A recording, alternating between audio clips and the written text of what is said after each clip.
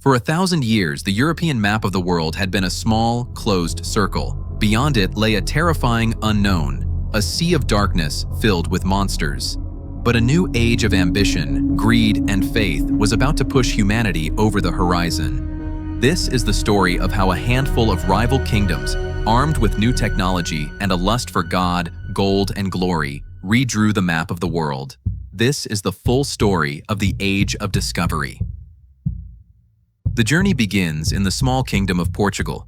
Under the visionary Prince Henry the Navigator, they developed a revolutionary new ship, the Caravel. Small, fast, and able to sail against the wind, it was the key that would unlock the globe.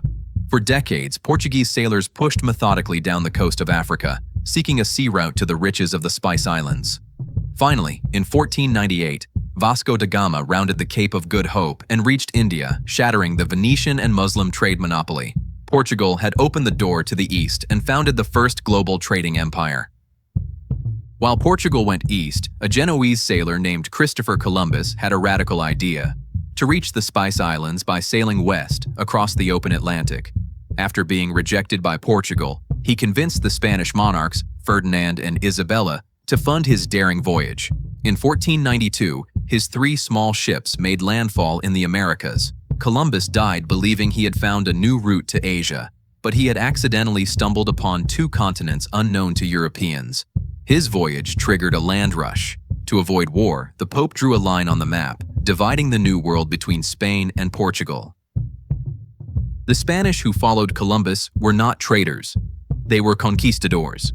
Driven by a ruthless quest for gold and glory, small bands of adventurers like Hernán Cortés and Francisco Pizarro used steel weapons, horses, and deadly European diseases to conquer the vast Aztec and Inca empires. The final piece of the puzzle was put in place by Ferdinand Magellan.